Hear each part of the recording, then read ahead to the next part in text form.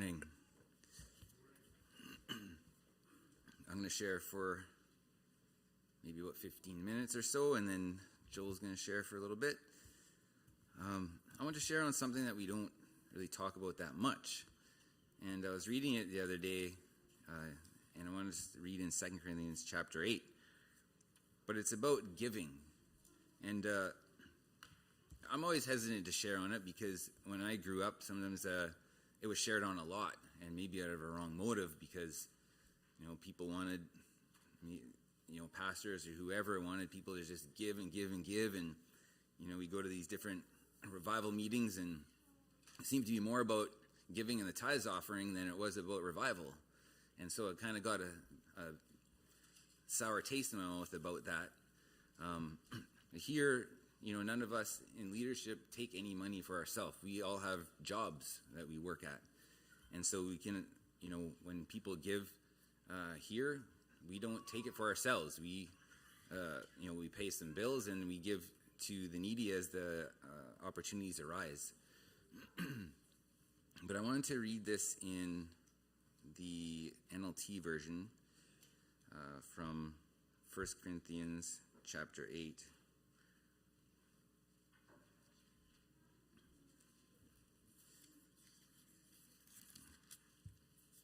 Actually, 2 Corinthians, sorry.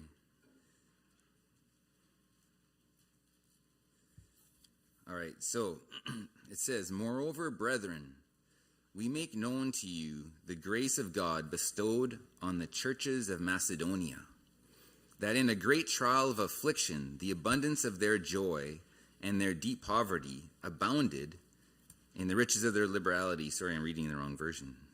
I was wondering why it was sounding a little more complex. All right, I want you to know, dear brothers and sisters, what God in his kindness has done through the churches in Macedonia. They are being tested by many troubles, and they are very poor. But they are also filled with abundant joy, which has overflowed in rich generosity. For I can testify that they gave not only what they could afford, but far more, and they did it of their own free will. They begged us again and again for the privilege of sharing in the gift for the believers in Jerusalem. They even did more than we had hoped, for their first action was to give themselves to the Lord and to us, just as God wanted them to do. So we have urged Titus, who encouraged your giving in the first place, to return to you and encourage you to finish the ministry of giving. Since you excel in so many ways, in your faith, in your gifted speakers, your knowledge, your enthusiasm, and your love from us, or for us, I want you to excel also in this gracious act of giving. I'm not commanding you to do this, but I am testing how genuine your love is by comparing it with the eagerness of the other churches. You know the generous grace of our Lord Jesus Christ. Though he was rich, yet for your sakes he became poor, so that by his poverty he could make you rich. Here's my advice. It would be good for you to finish what you started a year ago. Last year, you were the first who wanted to give, and you were the first to begin doing it. Now you should finish what you started. Let the eagerness you showed in the beginning be matched now by your giving. Give in proportion to what you have. Whatever you give is acceptable if you give it eagerly. And give according to what you have, not what you don't have. Of course, I don't mean your giving should make life easy for others and hard for yourselves. I only mean that there should be some equality.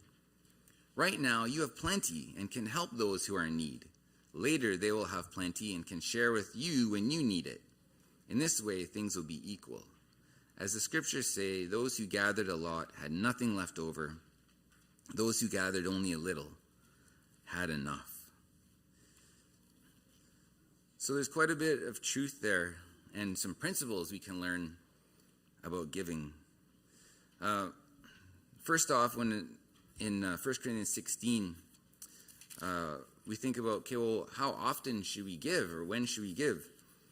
And in 1 Corinthians 16, it says in verse 1, "Now concerning the collection for the saints, as I have given orders to the churches of Galatia, so you must do also.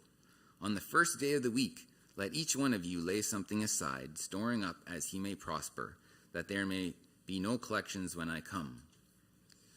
So they were to, when they got together, because they were gathering, I guess, together there on the first day of the week, they were supposed to lay something aside and then give. So I see the principle there is just, give regularly. Or lay something aside, at least so you have something. And the other thing is, give when there's a need. When in James, if there's someone there who's a brother and doesn't have food, don't just say be warm and well fed. Then you have something to give and to share when there's a need. Because we're supposed to not just love in tongue, but in deed and in truth. And the example there is to give to the poor. Now, how much should we give? In the Old Covenant, there's a lot of rules and regulations there. There's very specific, about 10%. Plus, they had to give some things on top of that. So I've heard some estimates of probably 15%. Now in the New Testament, New Covenant, it's different. So do we say, okay, that's great. It's different. We don't have to give 10 or 15% now. Well, let's look at what the principles are. So in 1 Corinthians 16, verse 2, it says, lay something aside, storing up as he may prosper. So we're supposed to give according to how we've prospered. Okay. 2 Corinthians 9, verse 7. Let each one give as he purposes in his heart. Okay, so we're supposed to give as we purpose in our heart. Not begrudgingly or of necessity, for God loves a cheerful giver. Okay, so we're supposed to give what we can give cheerfully. So what if we think, okay, that's great because I'm not very cheerful about giving, so that means I only have to give 1% or less than 1%. That's not the answer there. When it says, when Jesus says, if you want to be my disciple, he has to give all that he has. Right? All that he has. So let's look at the widow. When Jesus saw that widow in Luke 21,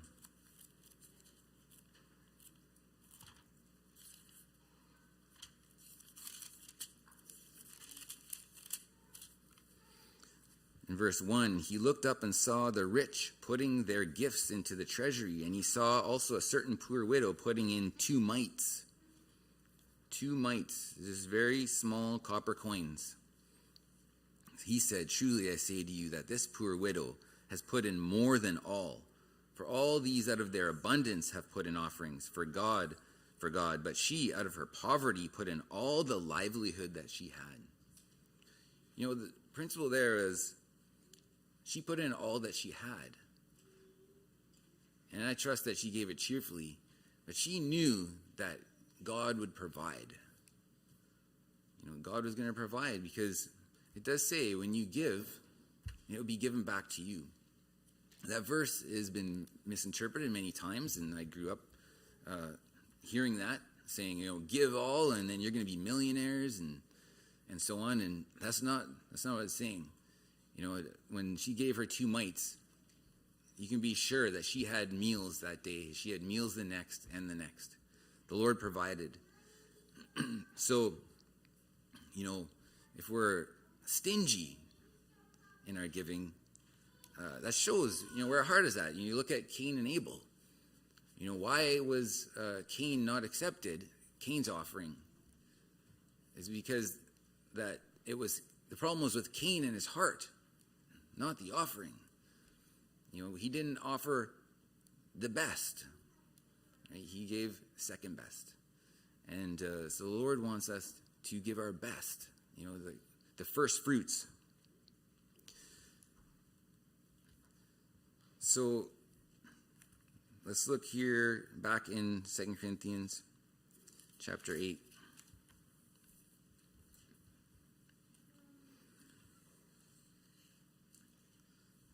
A couple other principles here.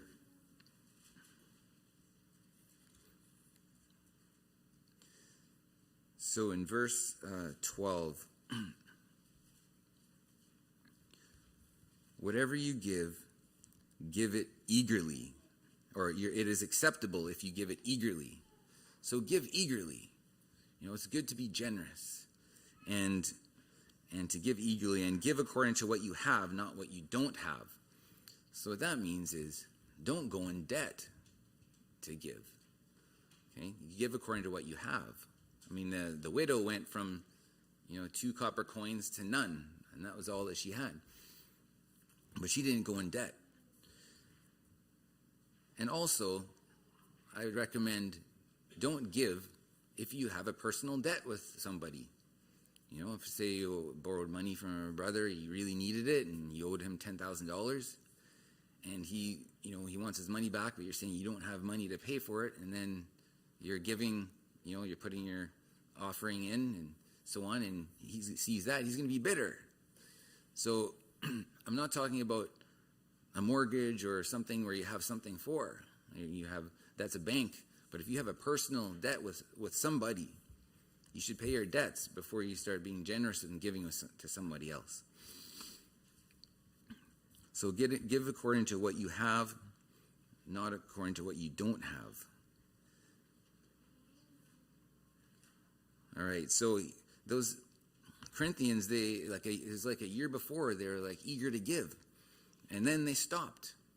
And Paul was like, the church in Macedonia, it's interesting what he says here, that they are being tested by many troubles, and they are very poor, but they are also filled with abundant joy, which has overflowed in rich generosity. Even though they're very poor, you can be very poor and still have rich generosity according to giving to what you have. Here and it's interesting, they gave not only what they could afford, but far more, and they did it out of their own free will. So they gave out of their own free will. So it's not by compulsion. It's a willingness, eagerly. And then it says that they even did more than we had hoped, for their first action was to give themselves to the Lord and to us, just as God wanted them to do. So they didn't only just give their money, but they gave of themselves, of their life to the people. It's easy sometimes to just, okay, here's some money, and then go walk away and not actually be willing to give of your life to someone and your time. So those are just a few simple principles I wanted to share, some encouragement naturally in giving. It's very important. And we don't want to be, and it's kind of a test. When I think in Deuteronomy 14, or I didn't write it down, but there's a verse there. It talks about why are they supposed to tithe and give and so on. And he says that you may show that you fear the Lord, basically. And so it's a test, to see if you fear the Lord and you're going to put Him first. And it talks about the love of money and not having the love for money, because you can't serve two masters. You'll love one and you'll hate the other. And so when we're giving, there's always a test. Like, okay, well, I could give here, or I could store up for a difficult time. But we need to have faith and believe the Lord will provide.